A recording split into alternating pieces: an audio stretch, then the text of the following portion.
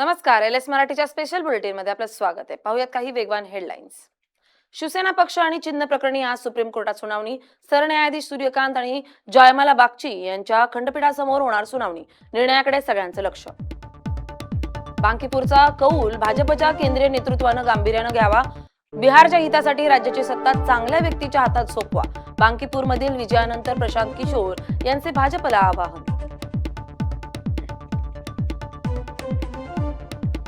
भोंदू अशोक खरात आर्थिक व्यवहार प्रकरण. पतसंस्थेच्या राहता शाखा व्यवस्थापकाला अटक. खात्यांवरून 60 कोटींहून अधिकचा व्यवहार झाल्याची माहिती. राज्यातील शेतकऱ्यांसाठी आनंदाची बातमी. 16,94,000 शेतकरी कर्जमाफी योजनेत पात्र. शेतकऱ्यांच्या खात्यात आज जमा होणार 7,000 कोटी रुपये. शिर्डीच्या साईचरणी 10 लाख रुपये किमतीचे राम हे सुवर्ण अक्षर अर्पण. दुबईतील भारतीय साई भक्ताकडून सुवर्ण अक्षर अर्पण. साईबाबा संस्थानाच्या वतीनं दानशूर साई भक्तांचा सत्कार. ट्रम्प यांच्या नव्या टॅरिफ धोरणाला अमेरिकेतच मोठा धक्का. भारतासह 60 देशांवरील आयात शुल्काविरोधात 25 राज्ये न्यायालयात.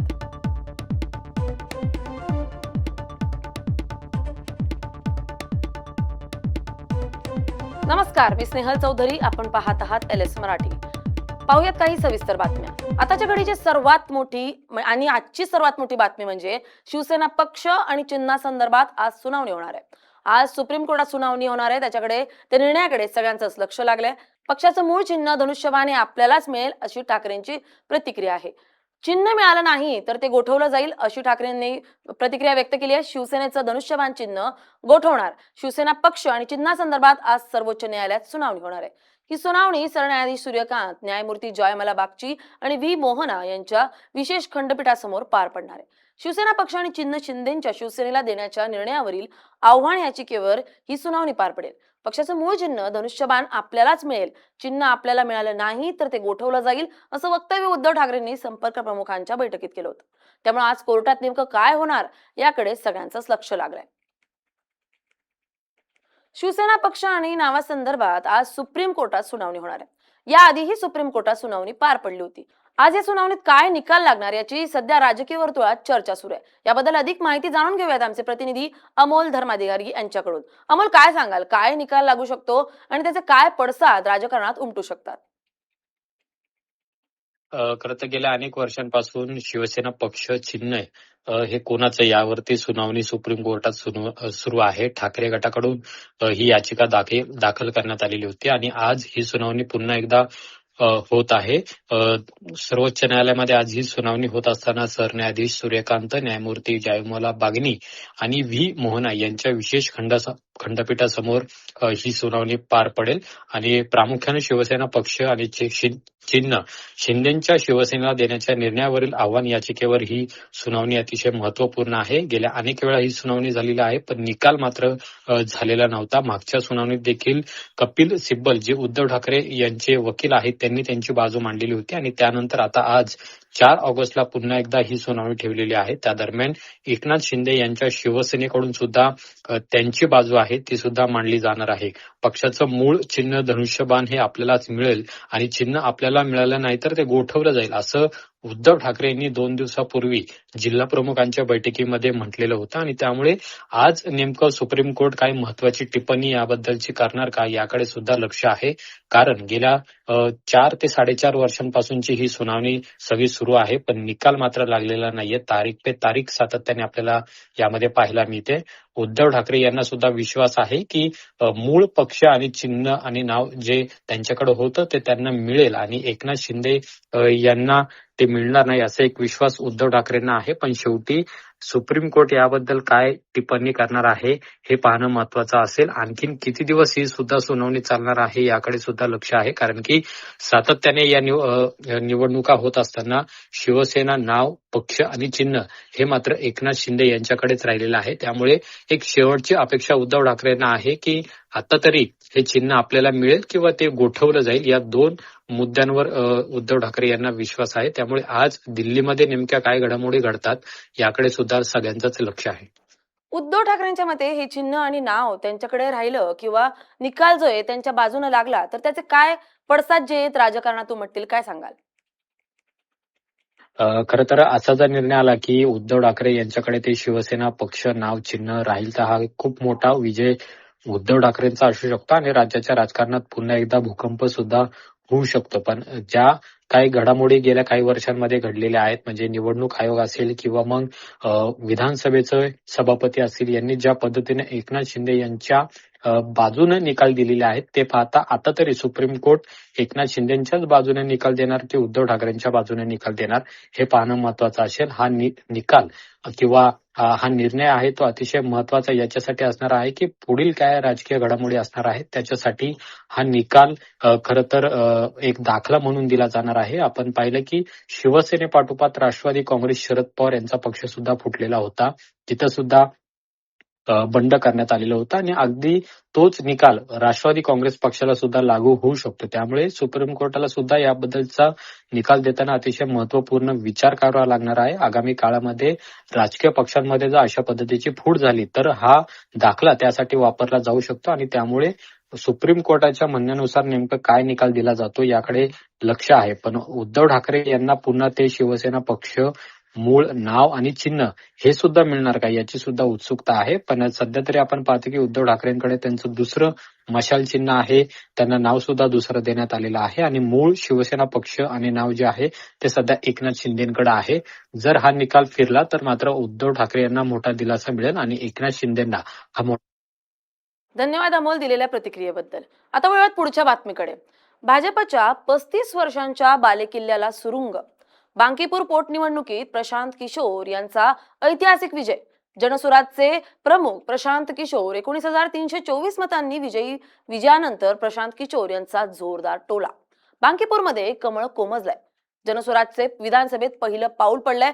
प्रशांत किशोर यांच्या रणनीतीपुढे भाजपची तटबंदी निकामी ठरली आहे. निवडणूक रणनीतिकार ते राजकारणी बनलेल्या प्रशांत किशोर यांनी बिहारमध्ये इतिहास रचलाय. बांकीपूर विधानसभा पोटनिवडणुकीत प्रशांत किशोर यांच्या जनसुराज पक्षानं भाजपच्या 30 वर्षांच्या अभेद्य गडाला खिंडार पाडलाय. किशोर यांनी भाजपचे उमेदवार नीरज कुमार यांचा 19,324 मताधिक्यानं दणदणीत फरकानं पराभव केलाय. या विजयामुळे जनसुराज पक्षाचे बिहार विधानसभेत आपलं पहिलं पाऊल टाकलंय. या विजयानंतर बोलताना प्रशांत किशोर म्हणालेत, भाजपचा 30 वर्षांचा गड आम्ही अवघ्या 30 दिवसांत ढासळवलाय. हा निकाल म्हणजे बिहारमधील सत्ताधारी भाजप नेतृत्वाला मतदारांनी दिलेला थेट इशारा असून जनता आणि जातपात सोडून शिक्षण आणि रोजगाराच्या मुद्द्यावर एकत्र आली आहे असं म्हटलंय. धन्यवाद दे रहे हैं जिन लोगों ने जनसुराज पर और मुझ पर ये भरोसा व्यक्त किया है, उनको ये विश्वास दिलाना चाहते हैं कि अपनी ओर से हर वो संभव कोशिश करेंगे कि उनके जीवन में जो कुछ भी बेहतरी लाई जा सके वो किया जाएगा। जो लोग चुनाव हार गए हैं उनको भी अपनी ओर से बधाई दे रहे हैं। लोकतंत्र है, चुनाव में हार जीत लगा रहता है, लेकिन बांकीपुर का जो चुनाव था ये चुनाव विधायक बनाने के लिए नहीं बना हुआ था। ये पहले दिन से हम लोग कह रहे थे कि बांकीपुर का चुनाव विधायक चुनने के लिए नहीं है। ये बिहार में भाजपा एनडीए की जो सरकार है उसका जो नेतृत्व है उस पर निर्णय लेने के लिए ये चुनाव हो रहा है और बांकीपुर की जनता ने बड़ा स्पष्ट ये अपनी ओर से और बिहार के लोगों की ओर से ये मत दिया है कि भाजपा के केंद्रीय नेतृत्व को ये सोचना चाहिए, विचार करना चाहिए और बिहार के हित में, बिहार के बच्चों के हित में, बिहार में एक अच्छे व्यक्ति को, चरित्रवान और काबिल व्यक्ति को बिहार की कमान सौंपनी चाहिए। बिहार में हर हालत में शिक्षा हो, रोजगार हो, पलायन रुके, यही संदेश मैं इस जीत में देखता हूं।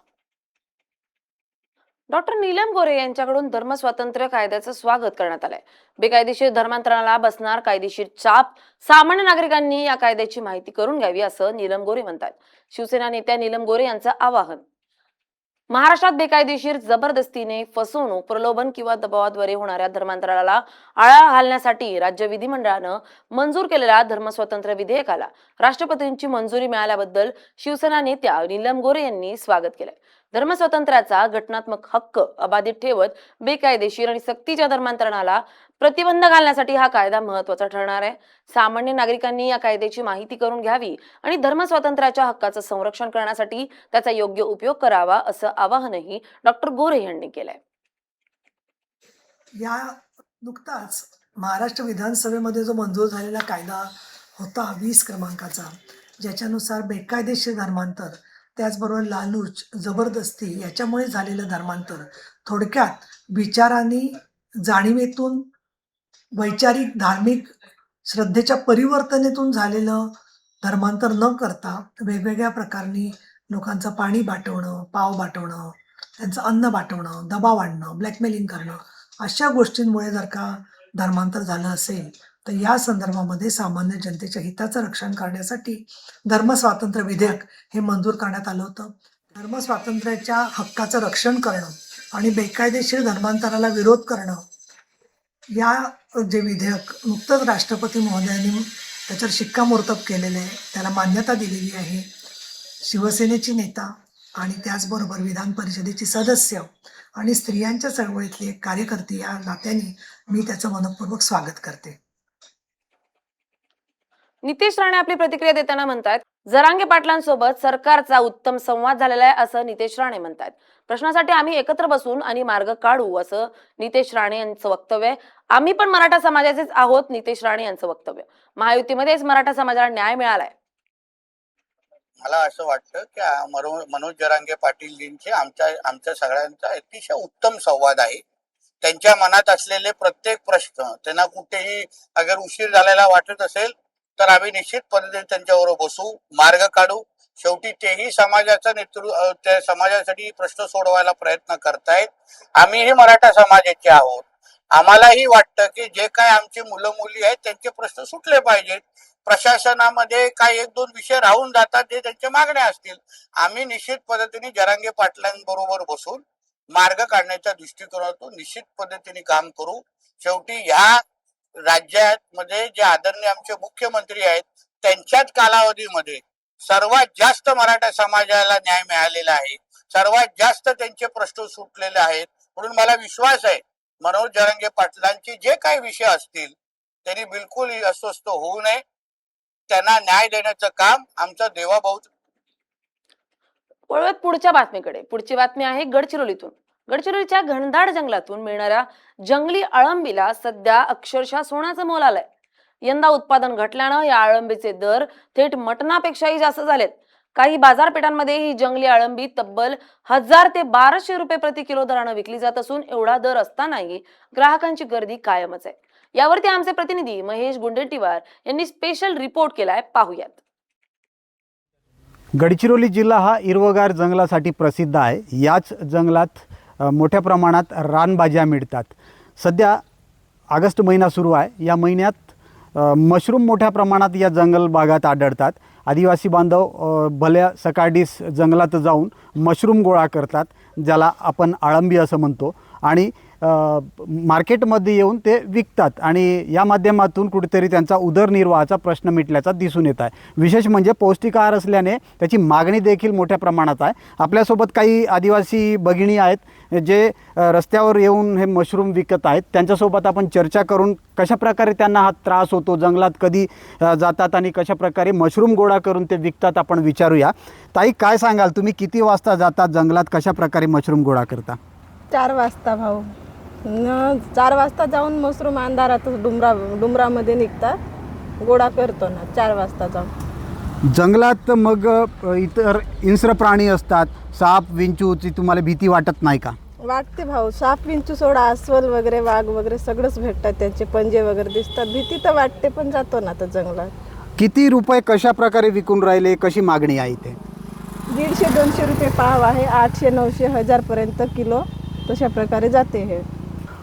एकूणच आपण बघू शकतो गडचिरोलीच्या हिरवागार जंगलात आता मोठ्या प्रमाणात मशरूम मिळायला सुरुवात झाली आहे.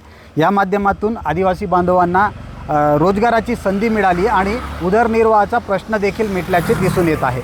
महेश गुंडेटीवार, LS मराठी, गडचिरोली. या होत्या काही सविस्तर बातम्या. आता पाहूयात काही विशेष महत्त्वाच्या घडामोडी. अनुदानित खतांसोबत इतर कृषी निविष्ठांचे लिंकिंग करणाऱ्यांवर कठोर कारवाई करणार कृषी मंत्री दत्तात्रय भरणे यांचा इशारा. पुरंदर विमानतळाच्या भूसंपादनासाठी पुन्हा मुदतवाढ देण्याचा जिल्हा प्रशासनाचा निर्णय. 16 ऑगस्ट पर्यंत नवी मुदत. मुसळधार पावसामुळे जुन्नर तालुक्यातील निसर्गरम्य पर्यटन स्थळांना नवसंजीवनी. ऐतिहासिक शिवनेरी किल्ला दाट धुक्याच्या दुलईत लपेटला.